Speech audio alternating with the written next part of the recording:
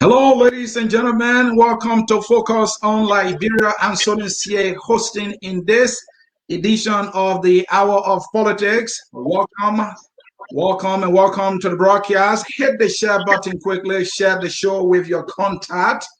And as always, we are broadcasting from Atlanta, Georgia. Again, I'm Sonia, the Hour of Politics. Focus on Liberia. A special guest is in studio. His name is Dr. Jeremiah Whapoe. He has been treading on this political path. We are here to have an exclusive interview with him. Welcome. Let me show the gentleman. He's right here. And he's here to talk politics on the Hour of Politics. But before we can bring him in, let me let you know what we will be doing here. Our topic is Dr. Whapoe's political journey and perspective on national issues. So we will be looking at his political journey. We will be looking at he forming a political party that's VOTE. I will tell you later on what VOTE stands for. Whapoe's in presidential election 2017. He took part. He participated actively. We will talk some politics there. He is an executive member of the COP. And finally, we will also talk about what is next on Dr. Whapoe's political menu for 2023.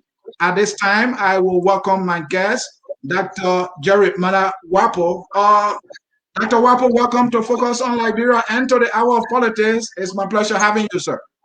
Thank you, Mr. C. And thank you to offering us this opportunity to be able to talk issues of partner concern to our people across the globe. I really appreciate it.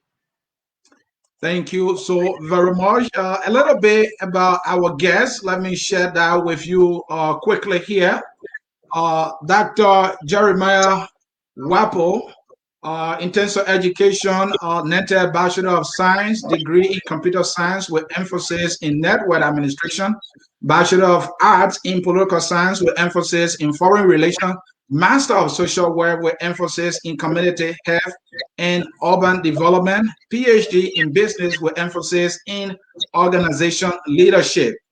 In terms of work, what we gather, he worked as a child protection officer for the state of Iowa Department of Human Services, that is Des Moines, Iowa, computer science instructor at the Bacon Therapeutic High School, Chicago, Illinois, business communication instructor at Westwood College, Chicago, Illinois.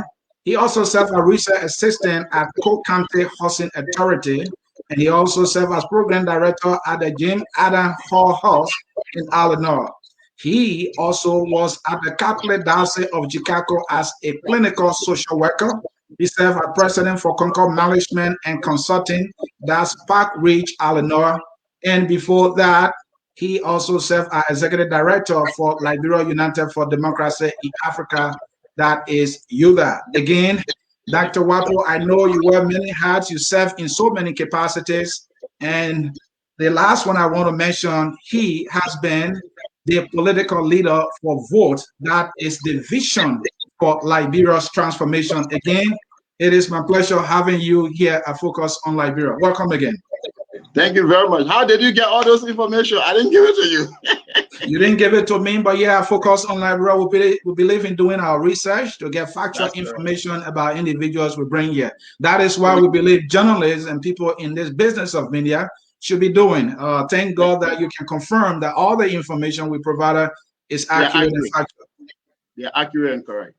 All right, thank you. So let's get started here. You have been on the political journey, but before we start with the journey, how's your family? This is Corona time. How things going? Well, things are going great. We are doing what we can humanly possible.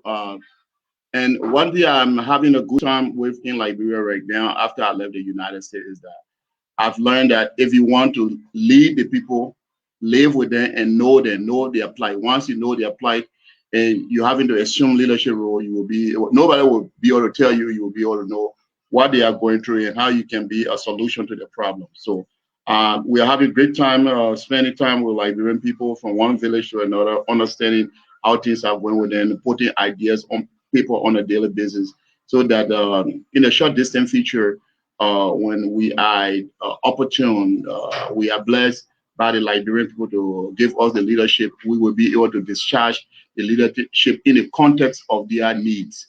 And definitely we're having fun with that. Thank you so very much. Again, we are happy to join you here. So now let's talk about your political journey. But I have an opening question here for you. You have been in the country. Where are we as a country politically in terms of governance?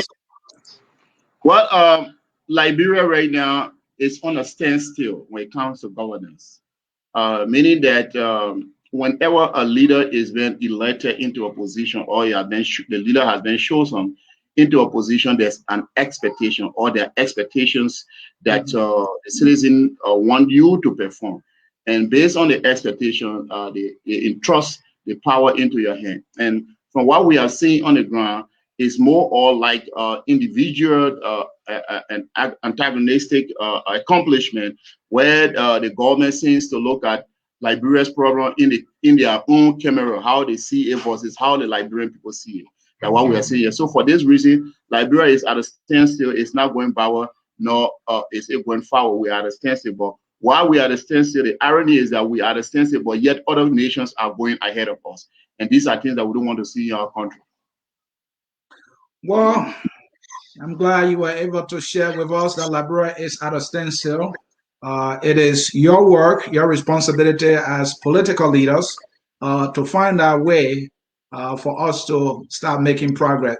So Definitely. at some time you left Liberia, you came to the United States, you got yourself educated very well, you work here, and you went to Liberia. And then your political journey started. So the question I'm asking is, when you were leaving the U.S., going back to your home country, our own country, Liberia, was it because you had the idea of forming a political party and then contesting for the presidency? Tell us about your political journey, how it all started.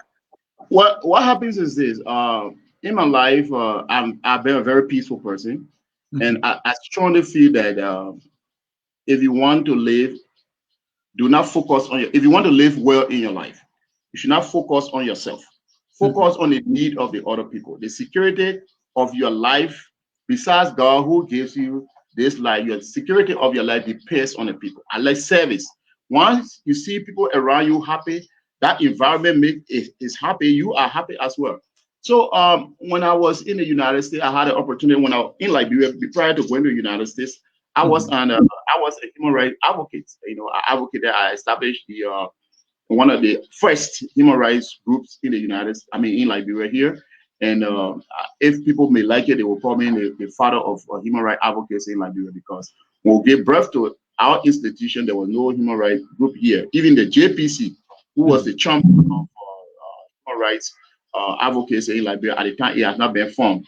We came up with it, and while we established that institution, was that we saw that during the war, everybody was doing the same thing. And I'm a person, I feel that if I'm doing the same thing that everybody else is doing, that means I'm the same as them. So I decided to do something different that would impact the Liberian people's life versus joining the war to participate in the war. So I said that the problem the Liberia had, it could be handled differently. It could be solved differently for us to be solved by the barrier of gun. So we established that human rights advocacy group until later on, I had the opportunity to leave the country to go to the US and study. While studying, I had a nostalgic feeling about my country. How can I make a difference? This is a question I ask myself all the time. Jeremiah Whapoe being educated and staying in the United States is not enough. Okay, Jeremiah working for good money, working with federal government, working with state government, is not good enough.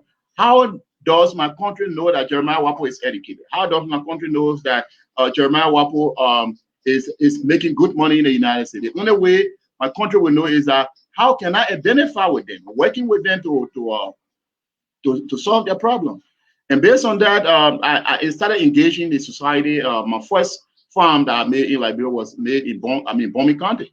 I made the first farm there, cassava farm, and the citizens of that village, the village that we had a farming, benefited. And one key thing that came to my mind after I established this, it came to my mind that agriculture can solve every problem. Because when we had that cassava patch, about a 75-acre land farm, those who had a farm, after they harvested, they sold it. Some of them used that money to go to hospital. Some of them use that money to pay their children's school fee and what have you. So it ring bells in my mind that if we can do agriculture on the general, on a robust level, the country will benefit from it as a whole. That one of the fundamental reasons for which we join, or we decide to join the politics. Another reason that you join the politics is that if you look way back in 1979, there was a race riot in Liberia. When the race riot came, several people died from that April 14 race riot in 1979. Several people died. And the reason that happened is that there was a shortage of rice on the Liberian market. And Liberian people decided that they should get in the street because there was a shortage of food on the market. Okay, they got in the street. Later on, one month later, Tobo, who was in administration at the time, went and imported rice into the country. When he imported the rice into the country, the confusion that was then in the country regarding the rice issue is slimmed down. Right after the rice finished on the market, what happened next was that they went and grouped themselves and overthrew Tobo. When they overthrew Tobo for this rice business, what happened? Those that came into leadership, the Samuel Doe that came to leadership, he was not able to solve the problem that Liberian people strike for before Tobo was killed. They didn't solve the problem. After Samuel Doe left, there was a transitional government. Charles Taylor came. When Charles Taylor came, he did not solve that problem. The problem still remains in Liberia today. Then the Judy Bryant then came, they didn't solve it. Ellen Johnson Sirleaf came, she didn't solve it. George Weah here, George Weah is not solving it. So what can we do if this self-sufficiency was a fundamental problem that took Liberia to war? The poverty was the fundamental problem that took Liberia to war. We need a leader who will attack that problem, because sooner than later, if we do not solve that problem, what will happen is that it will outburst. When the cup is filled again, something will happen. Today, Dr. Whapoe, yeah. Dr. Whapoe, excellent story there, interspersed with history about the lack of self-sufficiency in food production in Liberia, especially rice, that is our staple food. I will come to the issue of Tobo that you raised. Yeah. When you moved to Liberia after staying in the US and studying, you started well with agriculture. I researched you, you had a rice farm and all that. I saw the pictures and all that. And I said, wow, this is excellent. What I know also is that there are farmers in the United States that you came from. These farmers are not trying to establish political parties. They are farming, increasing production to help feed the country. So how is it different in Liberia that Dr. Whapoe, with this knowledge, let me learn, with this knowledge that he could establish a rice production company in Liberia and feed Liberians, felt that he needed to be president for that to happen? I mean, is that the only way we can achieve self-sufficiency in Liberia, except an individual who sees that problem, decides to run as president? Is that the only way for which you have to do that? No, that's not the only way. There are multiple Then why ways. you did that? I'm in the race of the presidency because nobody can deliver the needs of the Liberian people better than me. Nobody understands it better than me. Because number one, I'm not just a leader, I'm a trained leader who is trained and understand the dynamics of the people's problem and how to solve it. I'm a problem solver. So a leader is supposed to be a problem solver. A leader that will come to power that does not solve the problem is not a leader. That person is just one of the people that are in the problem and taking a stroll with them in the problem. And my responsibility as citizen of this nation is to make sure that the trap of poverty, the trap of indignation that Liberia has found itself in since 173 years, I think I can be the conduit through which this problem we can have ourselves relinquished from that problem. And this is why I'm in a race. Nobody understands it better than me. Well, let's come to the history. He said no one understands this problem better than he does, but he went into history a little bit. So some time ago, you said this: Liberians' action against Tobo anger God, thus punishing us with the civil war. God said, touch not my anointed and do my prophet no harm. Tobo was a man of God. Before you come in, let me share something with you. And in this particular interview you had that the newspaper picked up that I read, you went further by saying, look, Tobo was even president of the World Baptist Convention. This man was a man of God. What I see here is you are referring to this man as a man of God because of title. But the same Bible, will go down all that say law. And so my question I'm asking, if you look at Tobo, when he was president, he had concubines all around. Yeah. This was a man of God who had concubines all around. And you are saying he's a man of God and Liberian people killed him. And that's why we got punished with the war. Yep. Do you believe that? Yes, I believe it. Number one, in the Bible, who was the favorite, who was nearest to God's heart? Was King David. David, they were closer to God's heart.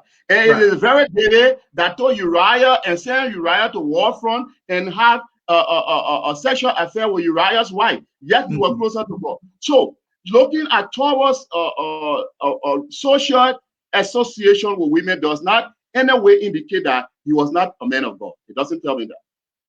So therefore, all right, sorry. I was just about to say, what's about Tobo? No, go ahead and your thought there. Okay.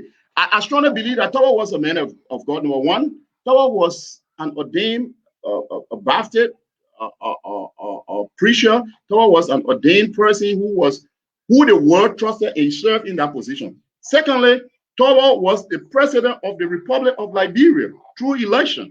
Okay, so therefore he was an anointed person.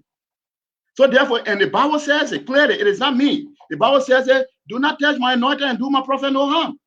If you do this thing, the wrath of God will come upon you, and I will make your heart hard like a rock. You will lack knowledge and you will lack understanding. Therefore, you will be wise in your own foolishness.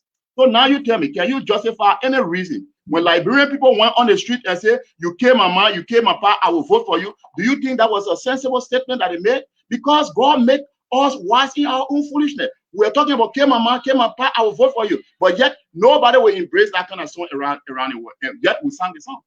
All right, Whapoe, and the singer said, or the same Bible said, let your words shine before men, that they may see your good work and glorify. Look, folks watching it, we're not trying to make this thing like a Bible. This is politics. But the Bible said, let your words so shine before men that they may see your good work and glorify your Father in heaven. When Tobo was president, all the Tobos were in government. His sons, his sisters, his in-laws, his government was deemed as nepotistic. Very good. And he had businesses everywhere. And yet he was the one chosen by God, you said. Yeah. You know what? Let me tell you something.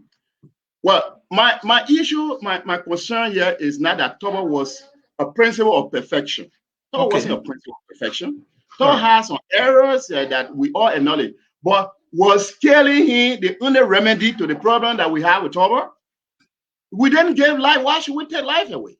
My problem is the problem that we have in Liberia could be solved differently versus taking somebody and killing them. I don't believe in that. So therefore, I'm against it, period. I don't care what somebody feels about it. Putting hand into blood because you're angry. It doesn't warrant it.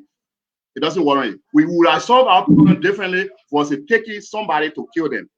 So if we embrace the killing of Tobo today, should that mean we should embrace the racialist killing that going on around Liberia? We should embrace the 4 professional people that were killed in this particular regime. We should embrace that. And one like me, I wouldn't embrace that because I'm not in the hand of taking life because I do not have the authority. I do not have the power to give life. Well, that's a Whapoe. Thank you. Like you, I do not believe in taking away life, and that is why I remain one of those Liberians who continue to advocate for the War and Economic Crime Code. Taking away life should not be an act committed by any man because that is complete wickedness. But that's a Whapoe. Fast forward, you founded a political party, Vision for Liberia's Transformation. And so that was around 2016, 2017. And so at that time, you created a website in somewhere in 2016.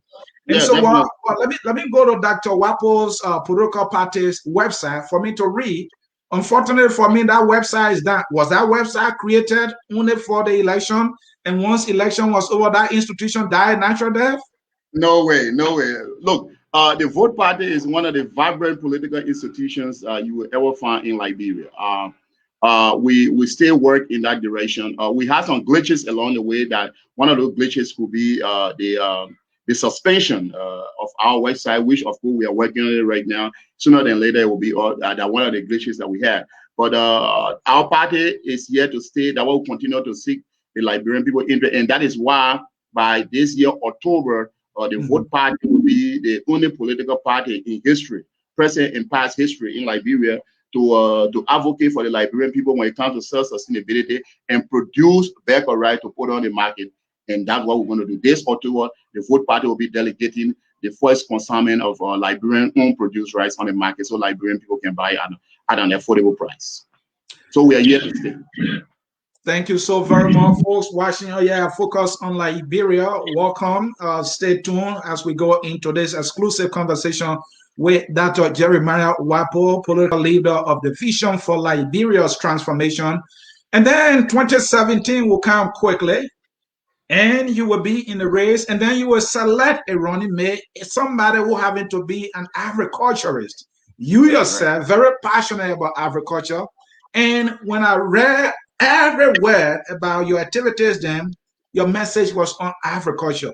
You see agriculture as the way out for Liberia, especially starting with the production of rice. So you had some interesting things to say also during the campaign. One of which is you said, well, we will kill poverty. When poverty is killed, we will live the kind of life we want to live in this country. Definitely. So do you still have that manja wine to kill this poverty? So let me tell you, you know what? I'm liking you because your research, your information you bring in, they are all accurate. I like this kind of stuff. Yes, definitely. Our plan is to declare a revolution to kill our common enemy, which is poverty. No, you tell me, Mr. Sled, in this world, where can you deposit one? The only place that you can deposit $1 and the proceed, the addition will be astronomical is the soil. It's the soil. Now, there's nowhere. You put a rice grain on the ground here, when it comes out, it will not come out as one rice grain. Even if you put $1 in the bank, when you go for your $1, if a cent will be added to it, it will not reach $1. But you put a rice grain on the ground here, when the ground is fertile, when it comes out, it comes in multiple forms. So therefore, empowering the Liberian people, not only producing what they can eat, but producing to understand that they will make market out of it, it will help to alleviate the poverty. Let me tell you why I hate poverty so much. Poverty can make you compromise your values. Poverty can make you do what you don't want to do. Today, when you and myself were coming, or I'm older than you, but when we were coming up in Liberia here, the prostitution was not a phenomenon that was embraced by the society. But today, prostitution is a phenomenon. It's all over the place. Because what? People can no more afford. People are compromising their value. Why should I have their value and I go with hunger? If somebody can stretch hand out to me and give me $1, I can sleep with a person. For me, our ladies, our sisters, our mothers are more valuable than poverty. They are more valuable than dollar. How can we help them as a citizen of this nation? I am not able to get in the street and devour money on everybody to please them. No. But if I can train them how to fish, and when they fish themselves, their dryer will never go out of fish.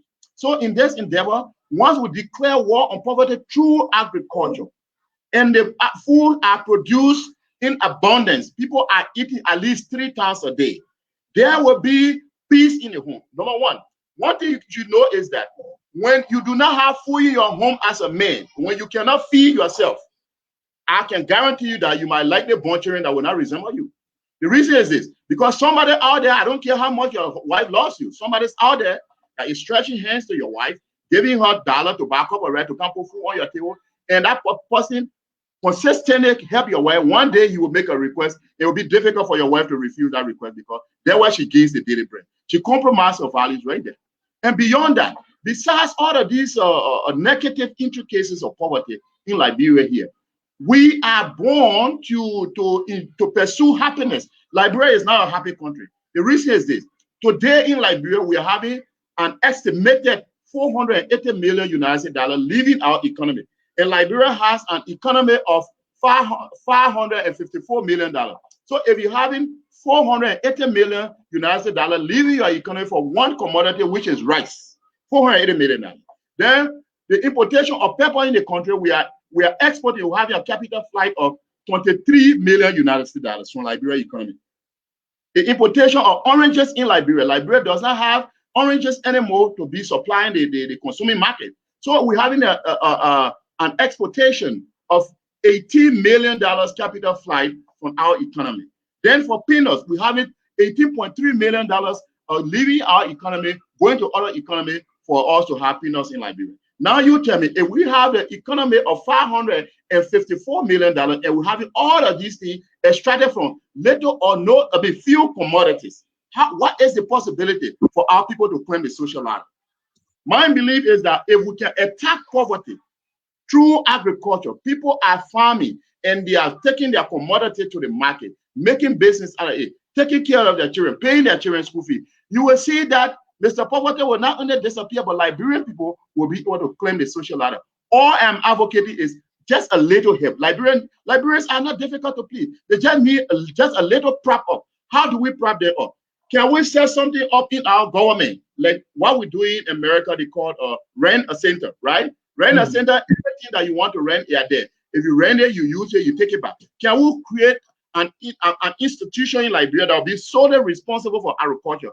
That farmers will be borrow these things, they use it. When they use it on their farm, they come back. Or can we subsidize farmers in Liberia so that they can produce food to understand that when they produce it, they'll be able to take it to the market? Or can we as government set an agency or that even the little that these farmers produce, we can buy from them so they can find the essence of producing more? And these are things that lack in Liberia. Every year you hear of season comes, okay, or cocoa season coming, we're going to buy cocoa.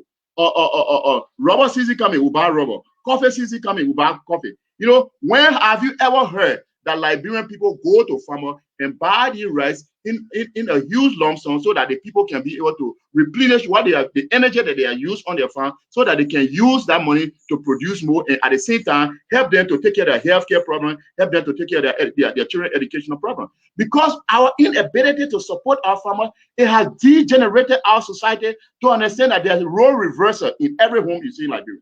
What do I mean as role reversal? Role reversal is where you see the responsibility of the father is then done by the son in the house. Role reversal is where you see the responsibility of the mother is then performed by the daughter in the house. When you see it like that, the parents have no more control over their children. And what will happen is that when they call the children to advise them, the children will not listen. No one, watch this. You here as a father, how will you feel? You lying down in the morning. You do not have the ability to feed your kids. It is your kids that feed you. The child leaves the house and goes out there. If you come to the street of Monrovia, most of the street sellers, you see their kids. So if their kid will come and sell on a daily basis and takes the money home, feed you about it, and the kid leaves and go out, they're coming home 2 o'clock, 3 o'clock in the morning. When they knock the door, won't you open it? You'll be all you will certainly open the door. You will certainly open the door because that's your survival. That's your means of survival. But one thing you are ignoring is that you don't know how the kid is getting the money. You don't know how the kid is getting the money.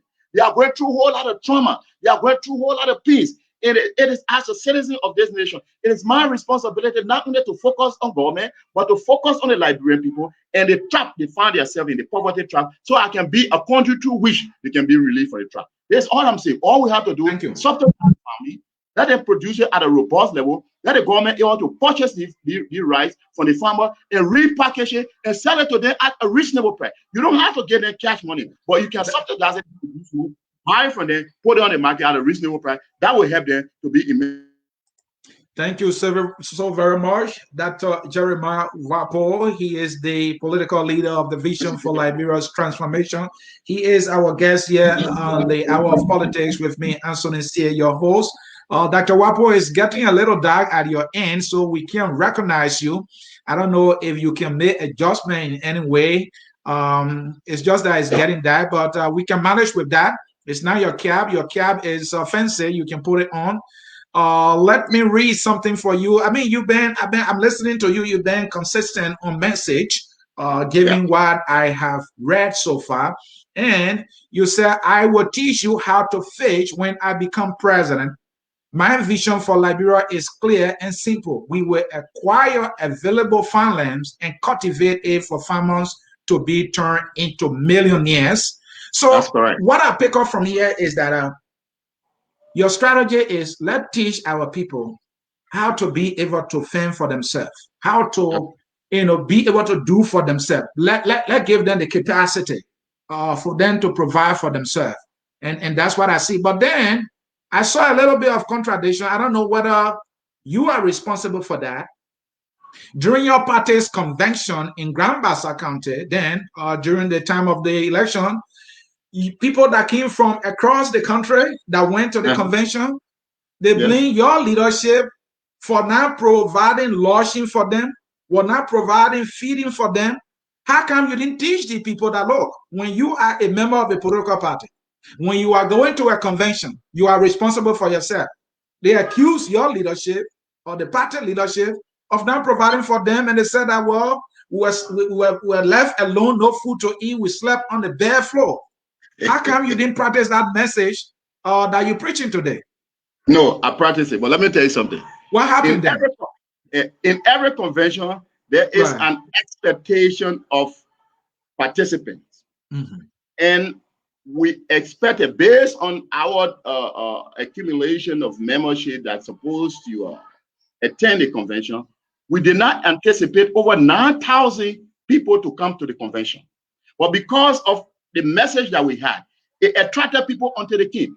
Tell me, who is in Liberia now that able to lodge 9,000 people in a hotel? Grand Bassa County does not have that capacity to lodge 9,000 people in a hotel, you know?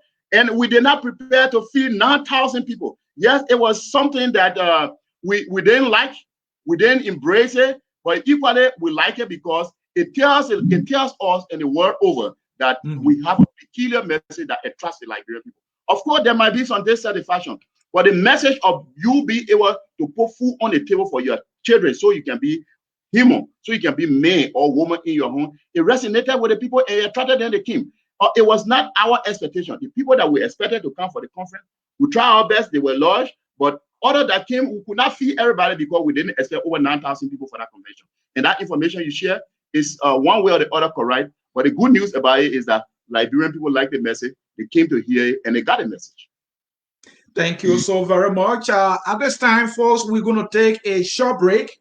When we come back, we will let you know Dr. Whapoe also has been a member of the COP.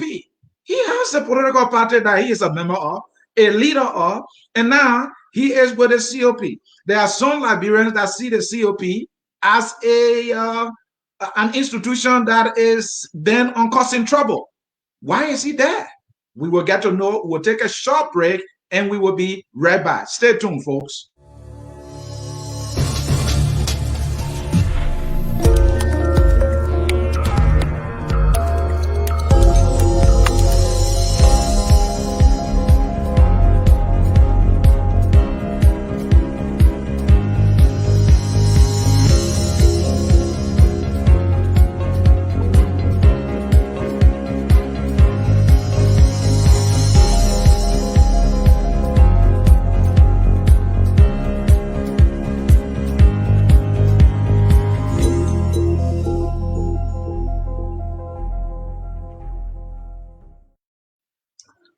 All right, folks, welcome. We are back, and thanks for staying with us here as we continue on this exclusive conversation with Dr. Jeremiah Whapoe, the political leader of the Vision for Liberia's Transformation. He's a politician. He has been talking. We also know he is an executive of the COP, an institution that is known to be a little bombastic, politically speaking, in Liberia. Dr. Whapoe is a member that I've seen several times during press conferences of the COP. So, but you are a man of the law, I believe, because I saw you register a political party and you register as a candidate to contest. The COP you are a member of, information is that it's not a registered institution. Yeah. What's going on here? Is that true? Well, I don't want to allude to it that it's true, but there might be some circumstances that might have erupted that avoided that transgresses against COP registering to become a legal institution. But anyway, the fact of the matter is that COP is an association of Liberia that come together where the voices of the common people is being heard. And that's what COP is here for. So it doesn't have to register with government, say, I came to register so I can be able to advocate for the Liberian people. You can form an association that does not have to register with the Liberian government. It does. The Constitution doesn't require that.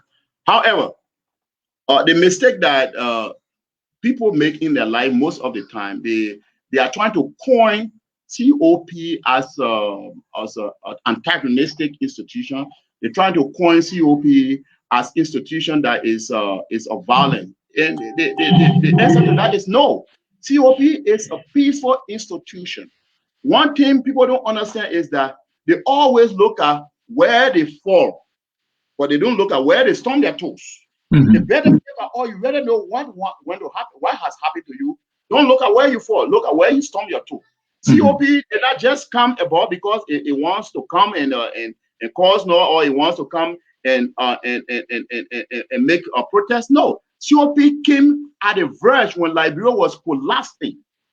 COP came as a mouthpiece for the speechless people, for the voiceless people. COP came at a space when the government has embezzled $16 billion on the record.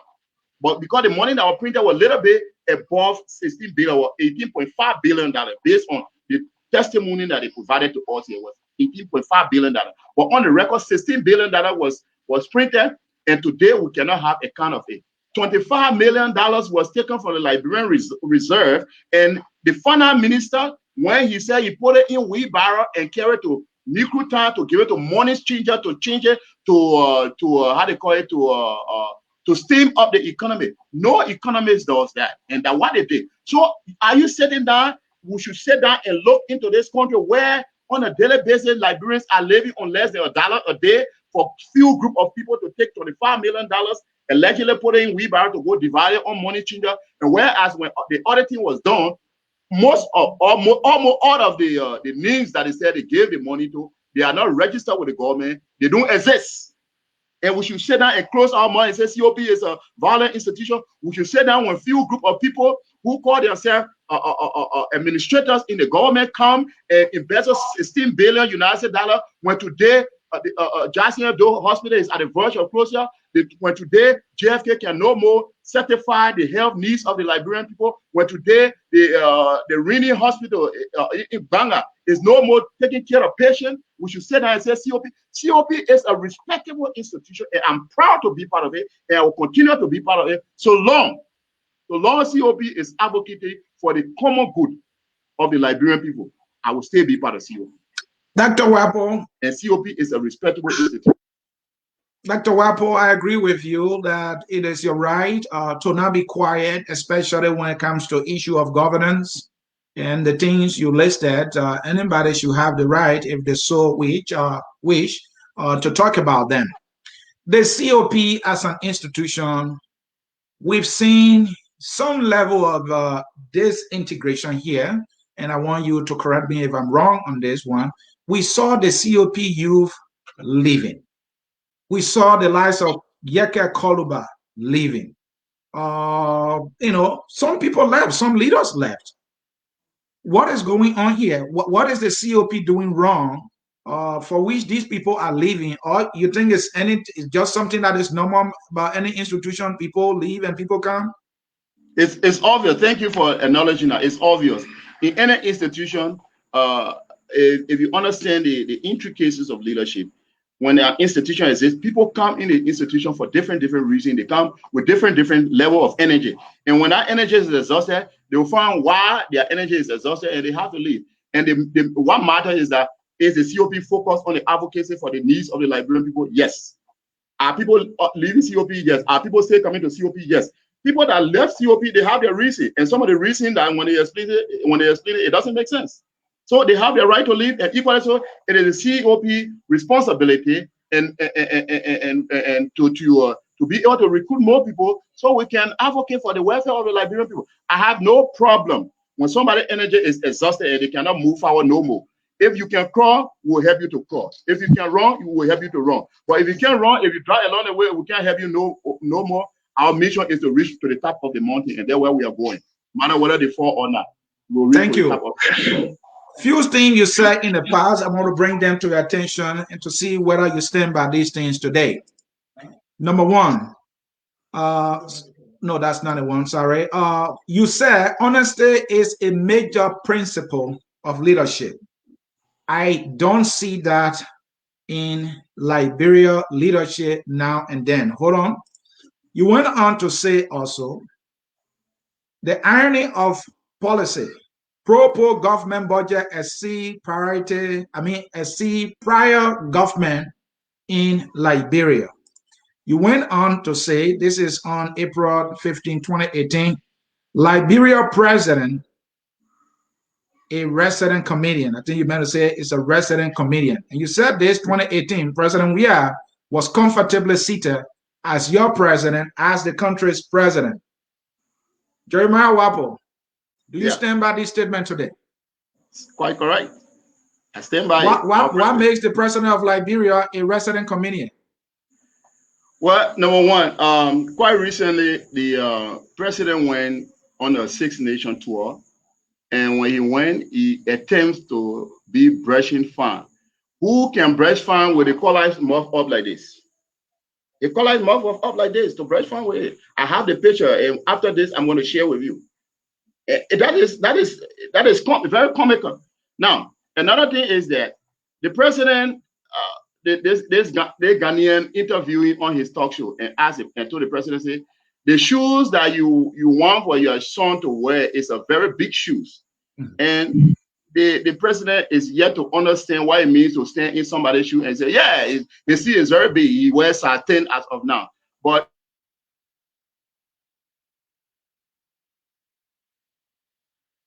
Dr. Whapoe, are you with us? What's that? Is it that when they say you standing, having that moral sentiment, so you can feel the pain other people feel it. If the president cannot understand this common irony, this common parable, what can he understand about the Liberian people? What can he understand? People died. They were talking about them. The president went into church and said, oh, the people behind me, they say, beat it, draw, beat it, beat it, beat it, draw, beat it. Is that the word of a president? Some professional people died. President went on radio, national radio, and said the boyfriend and girlfriend went to do their boyfriend and girlfriend thing, they died. Then they say somebody killed them. Right after that, few days later, another two died. Is that a president? I remain committed to my word. The president is a resident comedian for Liberia versus being a president. Dr. Whapoe, based on your observation, using your political eyes, you are on the ground. Is this government doing everything wrong? If not, what are some things you know that the government is doing right? Well, I don't want to measure what government is doing wrong, what is government is doing right. That's not the case here. It is government responsibility to do everything right. Nobody would elect you and say, go and do something wrong, go and do something right. I don't think nobody went to the ballot, to the pool to do that. It is the government responsibility to do everything right. But now, based on your question, to just for task what the government is doing right and what the government is doing wrong, if we go into that, somebody usually when I go to a radio station, they ask me, what grade will you give to this government? And most of the time, I will give a negative grade to the government. The reason is that you cannot embezzle money that's all to feed the people in the hospital, and the people are dying on a daily basis. Today, the Ghana aircraft is very busy in Liberia because when people are sick in Liberia, the only place they seek refuge is Ghana. What happened to JFK? What happened to Jackson F. Hospital? What happened to subsidizing Cali Hospital? What happened to G.A. Davis Hospital? What happened to Benson Clinic? All of those places, government doesn't care to subsidize them. But once somebody gets sick, you have to get money to fly to Ghana or India. If you do not have money, you are likely to die. JFK is like a go and die there. Okay, that's what JFK is. So if you will have a country like that, then you will ask me, what is the government doing right? What can you do right in a country beyond caring for the health of the people, the well-being of the people. What can you do in a country that will be better than providing food for the country? What can you do in a country that will be better to making sure that people who go to the hospital have second chance to go home to their children there so they can look into their faces and smile again? What can you do better than that? When all of these things are not done, I will consider this government to be a failed government. That's the voice of Dr. Jeremiah Whapoe. Let me bring in some comments here and see what folks who are following us on Facebook are saying. Let's see this one. That is Telly Brown. I'm from Telly Brown, Big Apple from Little Liberia, Staten Island, New York. We want you to say something about, let me see this one. Ezekiel Kennedy, did Liberians kill Tobot? Somebody's asking that question. The person said, a beautiful idea for our people in Liberia. The idea of food production is a beautiful idea. Joshua built his 419 unit horses with the 16 billion. I don't know about that. Yaka Koluba came back to the COP. Somebody is providing some information here that Yaka Koluba came to the COP. Somebody is asking the question, what does the COP stand for? All right, let me bring in some questions here quickly. And something you said some time ago that I want to bring to your attention here. That is not that. Okay, this is the one I was looking for. On March 8, 2020, you said, Liberia will find a way to politics of utilitarianism. The Vote Party is ready to deliver. Is the Vote Party still ready to deliver on this politics or policy or utilitarianism? Utilitarianism, sorry. Yeah. Vote is, like I told you earlier, Vote is one of the, if not the only, one of the vibrant political institutions in Liberia that delivers on what it promised the people, and we'll continue to do that.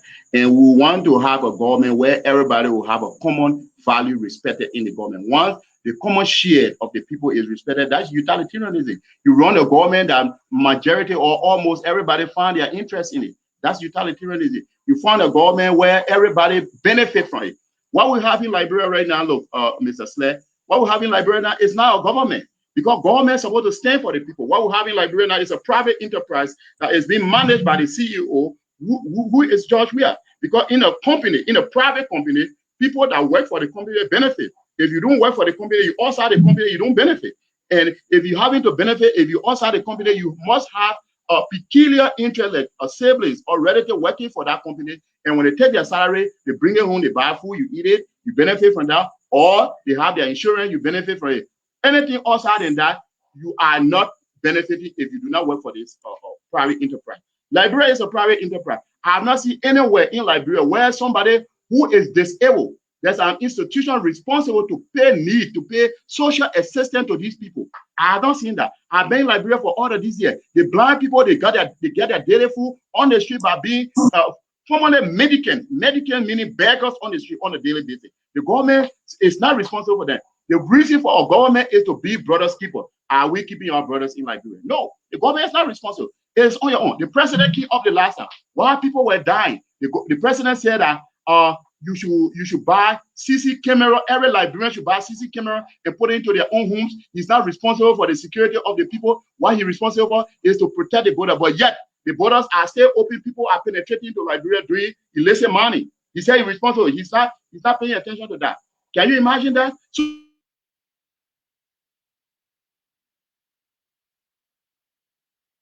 can we say, is that a government that we're running? This government is a private enterprise that is the CEO is Mr. Weah, who is leading Liberian people in a very wrong direction.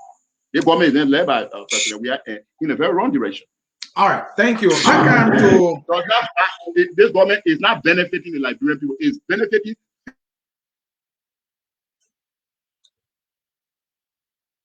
Seems to be having a little. Why it is. As we speak today, as we speak, almost the scholarship fund at the Ministry of Education is being suspended. Students who are supposed to benefit from that, when that scholarship, they're not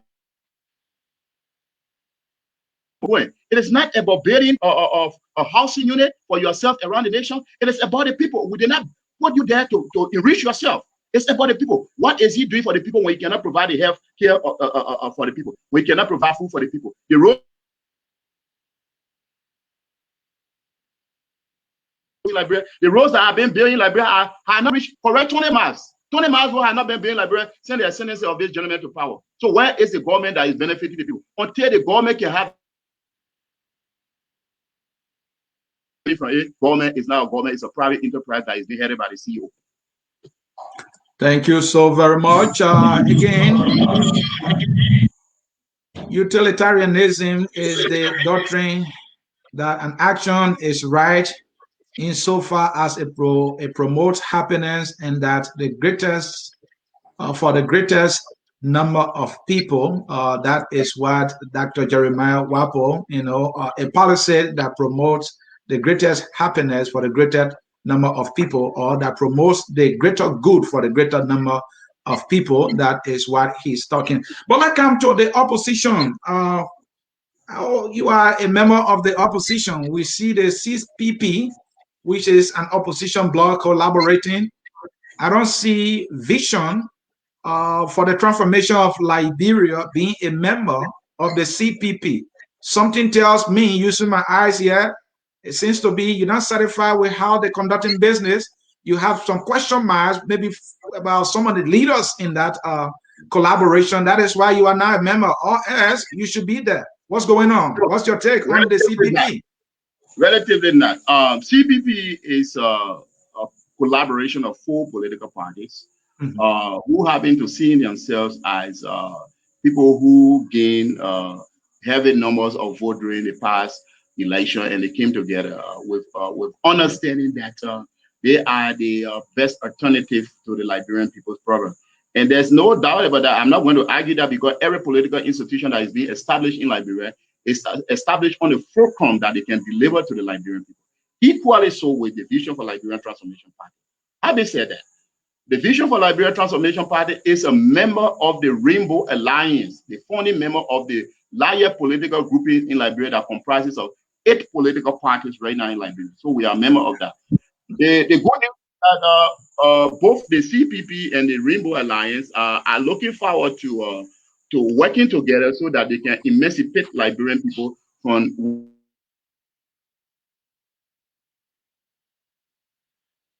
but having not been member of the CPP does not necessarily mean that the vote has a fundamental problem, or Jeremiah Whapoe has a fundamental problem with the CPP. No, the idea is that there are more political parties in Liberia, and we try to come together to create a synergy that will be able to relieve the Liberian people from the ill governance. All right, folks, this is Focus on Liberia.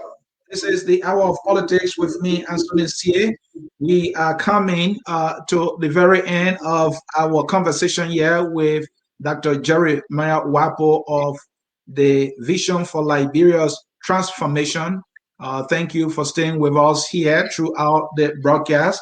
Dr. Whapoe, finally, the youth of Liberia, you agree with me, is the best resources, if I can pull it that way, we all can count on.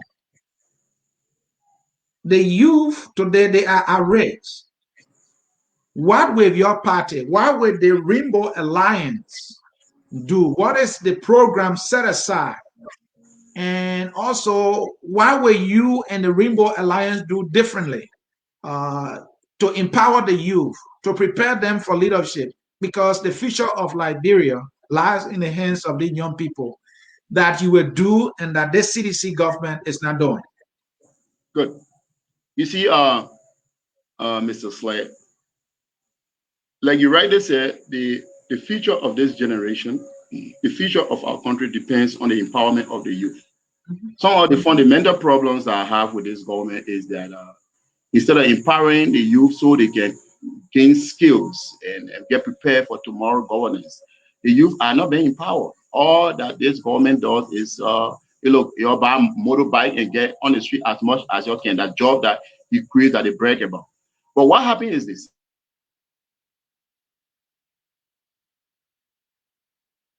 Vision for Liberia Trans Party and the Rainbow Alliance. What we believe in, what we do is that there's a saying that says, "You own the youth, own the future." So looking at the future of Liberia being dangling right now, what we are doing is that through the Vote Party, we launched a program called No Child Left Behind. And in this program, we put in about $500,000 Liberian to sponsor children whose parents cannot afford to go to school, to sponsor them. And we've been doing that actively, and mothers, families are benefiting from it. Beyond that, change in the nation does not come with everybody participating. But what can we do individually as citizens to contribute towards the transformation of our country? There's a reason why when the election in Liberia got over, almost all the presidential candidates, they disappeared, the candidates disappeared, they went on their own. Jeremiah Whapoe staying in Liberia. The knowledge that I gained outside this country is being dispensed through all Liberia, through 4 different universities. Some of them, I'm teaching them on a pro bono basis, So these are the way we are contributing. But if at all we will say that there's a kind of a transactional politics in Liberia, if we continue that, Liberian people will not understand what real politics is. I should do something for you before you vote for me. That means if I'm doing that transactional politics with you, what will happen is that once you gave me what I want, once I get it, I will come back to you no more, because there's a transaction. I give you what you want, I take what I want. Therefore, this is why some of the ill leadership that you are seeing in Liberia today. What we as a member of the Rainbow Alliance doing is that we're making sure educate the Liberian people about their constitutional rights. Do you know that it is written in the health policy of Liberia that every citizen in Liberia, from the time you were born, from the time I was born, the government said it sponsors every citizen in Liberia health care with $19 United States dollars. $19 United States dollars. How many of us, including you and myself, who was in Liberia before you left and went to the United States, and everybody else in Liberia, how many of us ever received that $19 on our, they give you your bill in the hospital, they say, okay, your $19 is here, we deducting the $19, come and pay the balance. It doesn't happen. Where is that money going? Where is it going? So it is our responsibility as citizens of this nation to talk to the Liberian people, that they understand their rights as a citizen, was being treated like second-class citizen. There's no second-class citizen in Liberia. Every citizen is right. The same way these guys got right to go to good hospital, the good hospital don't have to be transported. You don't have to be transported out of Liberia before you go there. You should be here and receive that. So with this, our responsibility as citizens is to educate the Liberian people about their rights so they can be able to know how to vote, when to vote, and for whom to vote for. Dr. Whapoe, dual citizen has become more like a controversial policy issue in Liberia. Where do you stand? I am for clean dual citizenship. Where do you stand? You see, to have dual citizenship, I don't have problem with it. I don't have problem with it. Every citizen should have the right to go to where they want to go. But there is it's a constitutional matter. We have to address it in the constitution before it comes to the public. What I have problem with is that saying that when you give dual citizenship to Liberians who are abroad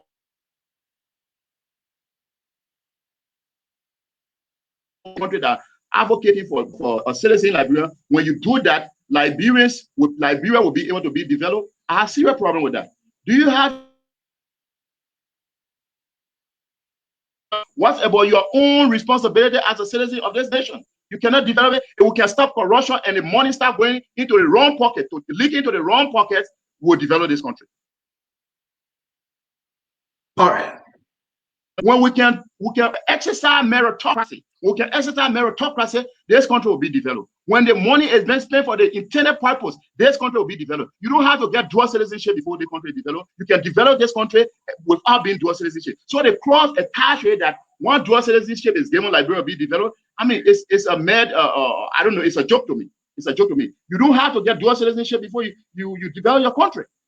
You don't have to, but you have a responsibility as a citizen of this nation so that you can develop this country without bringing foreigner in to develop your country. It is because of the foreigner that you are stealing the money, that you cannot invest it? Is it because of the foreigner that the country development fund cannot reach to those various countries? Is that the reason? No. The country development fund right now, by help of God, it will assume leadership in this country. The county development fund will have to change the nomenclature from county development fund to village revolving fund, so that every village in Liberia that goes to a precinct to go vote, a precinct that goes to the pool to go vote, they should have their share of that money, so it can develop each individual of those villages or of all the villages. Versus a county development fund that cannot reach the people. Is it because you are not dual citizenship? That's why the counties are not developed. That's why the funding don't reach to them. Is that why we are corrupting on a daily basis? Is it because we don't have dual citizenship? Is that why the judicial system is corrupt? No. We should not wait for dual citizenship before we take responsibility of our country. That is the problem I have. But I do not have problem with giving dual citizenship to Liberia. No, I have problem with people who believe that without dual citizenship, Liberia cannot be developed. Dr. Whapoe, please, as briefly as you can, do you support a clean dual citizenship, one without restriction for Liberians who have acquired another nationality? Do you support that clean dual citizenship, or you don't have problem with restrictions such as you can't run for president or vice president? Well, I do not really have problem with dual citizenship. I said repeatedly, I don't have problem with it. What I have problem with is just what I told you. I do not have problem with it. Okay. Look, for example, right now in Liberia, you people just want to put things on paper to make it paper.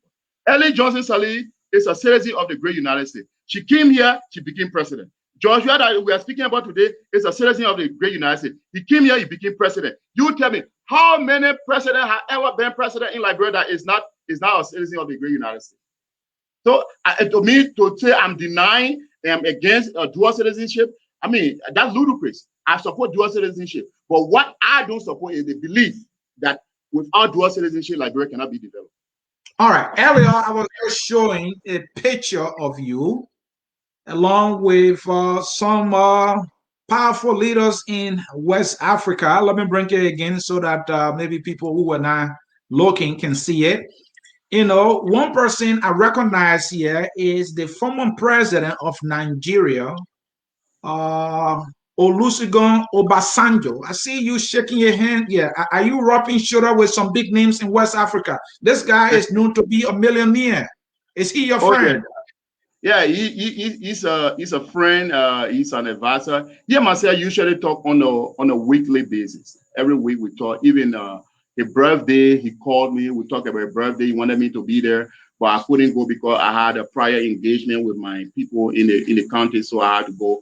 But we talk on a weekly basis, and I think he's one of the icon of Africa that strongly believe in food production. I strongly believe that Africa should feed itself. So when it comes to the production of food, self-sustainability in our continent, I think he's one of the advocates. So therefore, I shake hands with him. I shake shoulder, I rub shoulder with him. Paul Kagame, I will show you some pictures of Paul Kagame and myself and other African leaders. Sometimes we talk and we discuss what's the possibility of assuming leadership in Liberia so these people and us can work together to make this place an oasis of life. So are you in some form of talking about a possible partnership to increase rice production in Liberia? Because you said you want farmers in Liberia, you want to turn farmers into billionaires. That's your words. What are you waiting for? The president said you can start right now. You're rubbing shoulder with presidents. Definitely, we are working on that. Right now, we are producing corn. Obasanjo has a poultry in Liberia that, because he cannot find the feeding of those birds here, he has to import the feeding of those birds in Liberia. So right now we are working with him so that in the next few months we'll be able to feed his farm with our crops, thereby bringing the funding, keeping the funding in Liberia. We're working on that. And other people, we are talking to some international partners who are willing to come and working with us. But what happens is that the security environment in Liberia is not conducive for foreign investment. That's why you are seeing that most of them have not come. I have a good 5 millionaires standing online who are personal friends of mine. Some of them and myself were in school together. I brought some of them in Liberia here before. They are standing by to come and invest in Liberia, provided we can work on our security system in Liberia that will protect both life and property of the people who are looking forward to investing into our country. Well, Dr. Whapoe, we want to say thank you so very much for honoring our invitation. Now, you know, focus on Liberia. Our program now are being carried by Hub FM. in Liberia.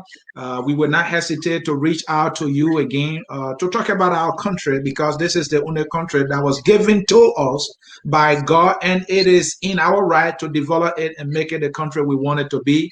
We cannot afford to sit on the sidelines hoping that somebody, someday will come from somewhere to develop it for us. We will be dreaming, and that dream will never come to pass. It was a pleasure having you, sir. Thank you very much. That is why I don't support people who believe that dual citizenship is the only country through which Liberia can be developed. We can develop Liberia whether dual citizenship or not. We citizens can take responsibility and be sincere to our countrymen. What belongs to them, they receive it. What belongs to all will receive it. Like that, we'll have a level playing field that Liberian people will be able to pursue the happiness that they want. I appreciate it, and I love your journalism. Every information that you collected out there that I didn't give you, you collected out there and stated about me, they were all accurate. I appreciate that. Thank you. Thank you. And we will not hesitate to have you again. Bye-bye. Thank you. Bye. All right. All right, folks. This is how we will come to the end of this broadcast, but I have something juicy for you. Let me give it to you before you can take a leave. The nation is called Liberia. The nation was given to Liberians. Are you a Liberian? What is your contribution to Liberia? Oh, you contribute because you support this side and that side? Is that how, or the reason why you contribute? Look, we have a tax, folks.